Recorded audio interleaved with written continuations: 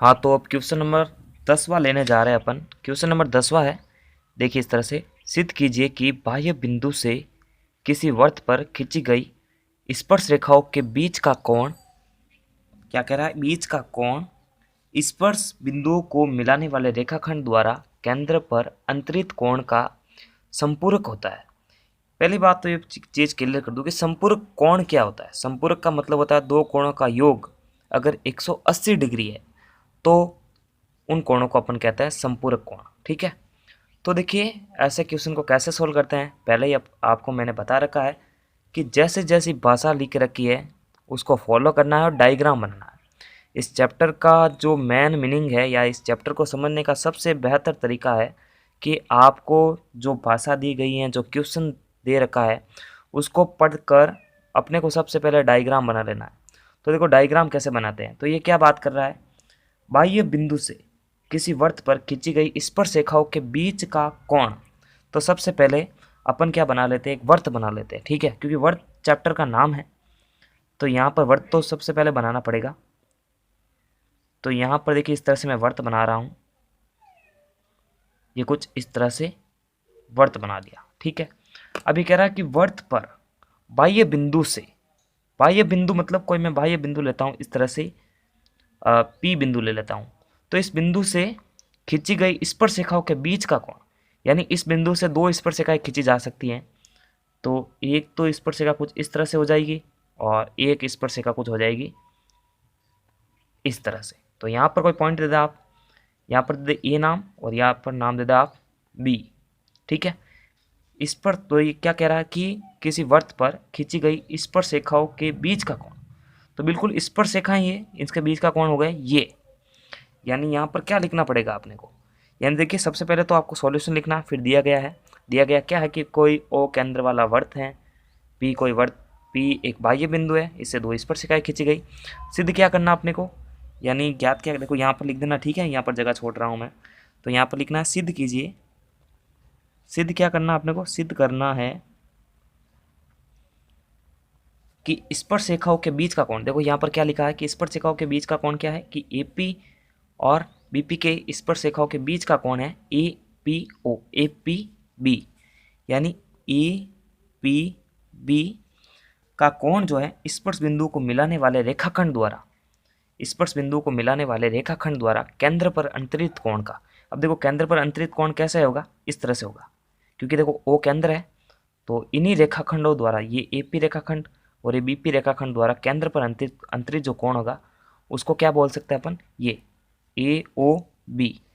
तो कोण का संपूरक है, संपूरक कोण का मतलब दो कोणों का योग, यानी एक कोण तो ये हो गया ए पी बी, अब दूसरा इसमें कौन सा जुड़ेगा, कोण ए ओ बी, क्योंकि केंद्र पर अंतरित कोण है, तो केंद्र पर अंतरित कोण है ए ओ और बी, संपूरक मतलब 180 डिग्री।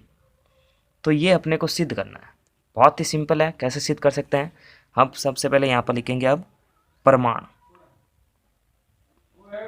प्रमाण लिखे, तो यहाँ पर प्रमाण में अपन क्या दे सकते हैं, देखिए आकृति देखने पर अपने को क्या चीज़ मिल रही है कि किस तरह से, किस कुछ इस तरह से हैं कि हमने एक चीज़ पढ़ रखी है कि त्रिज्या हमेशा स्पर्श रेखा पर लंब होती है। ये देखो त्रिज्या है ओ ए और ओ बी भी त्रिज्या है, तो प्रमाण में हम सबसे पहले क्या लिख सकते हैं डायग्राम को देखने के बाद कि जो ओ ए त्रिज्या हैं वो स्पर्श रेखा पर लंब है, कुछ इस तरह से ओ ए लंब है ए पी पर, यहाँ पर लाइन लिख देना, त्रिज्या स्पर्श रेखा पर लंब होती है। ठीक है, उसी तरह ओ बी भी क्या है, लंब है स्पर्श रेखा पर, ओ बी लंब है बी पी पर, सेम यहाँ पर ये लाइन लिखनी है अपने को। तो यहाँ पर दूसरा कारण हमने लिख रखा है कि त्रिज्या लंब हो गई स्पर्श रेखा पर, तो लंब होने पर ये 90 डिग्री हो जाएगी। ठीक है, ये 90 डिग्री हो जाएगी। हमने अपने को सिद्ध करना है कि इन दोनों कोणों का योग जो है 180 डिग्री है। कैसे सिद्ध करेंगे अपन, देखिए कुछ इस तरह से, अगर इस आकृति पर मैं एक बार फोकस करूं तो ये जो ए ओ बी पी है ये क्या है, एक चतुर्भुज है। तो यहाँ पर अब क्या लिख सकते हैं अपन कि चूंकि ए ओ बी पी एक चतुर्भुज है, चतुर्भुज है बिल्कुल, आप कोष्ठक में लिख सकते हैं आकृति से या फिर दी गई चार भुजाओं के कारण, या फिर ये जो डायग्राम है ये आकृति है चार भुजाओं से गिरकर बनता है। कैसे? ओ ए एक भुजा, ये दूसरी भुजा, ये तीसरी और ये चौथी भुजा, तो ये चतुर्भुज हो गया। अब चतुर्भुज हैं तब सभी कोणों का योग कितना होगा? 360 डिग्री होगा। तो यहाँ पर लिखते हैं, चूँकि हमें पता है, यहाँ पर एक लाइन लिख देना आप कि चतुर्भुज के सभी कोणों का योग 360 डिग्री होता है।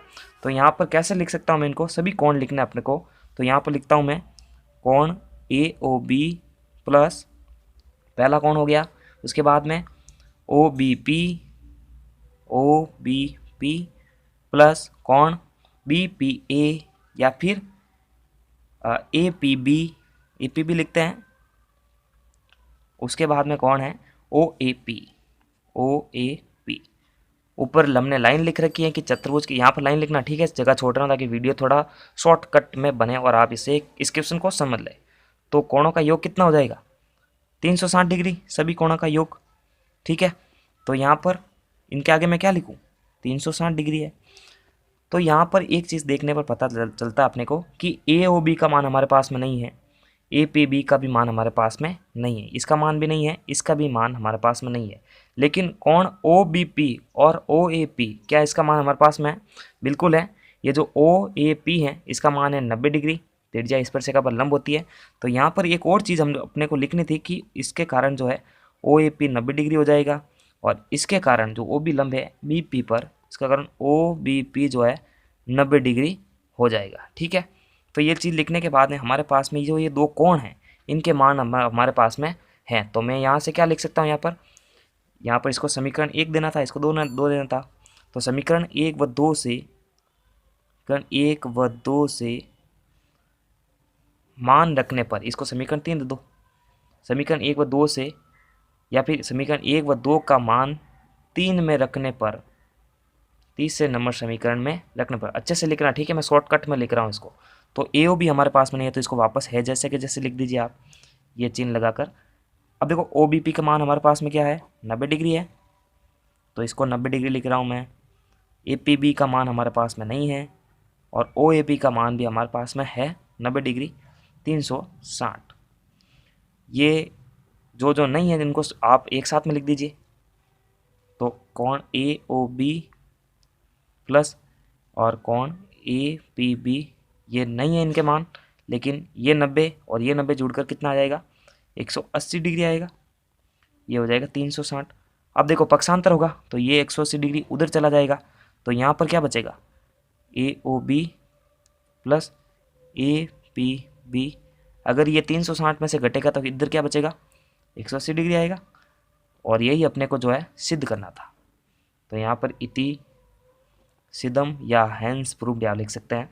तो यहाँ पर क्या सिद्ध होता है कि वृत्त पर खींची गई स्पर्श रेखाओं के द्वारा या स्पर्श रेखाओं के बीच का जो कोण है वो स्पर्श बिंदु को मिलाने वाले रेखाखंड, स्पर्श बिंदु देखो ये स्पर्श बिंदु ए और ये बी, रेखाखंड मिलाने वाले रेखाखंड द्वारा केंद्र पर जो ये अंतरित कोण है, ये अंतरित कोण का कितना है? 180 संपूरक है, ठीक है। इस तरह से ये क्वेश्चन सॉल्व हो जाता है।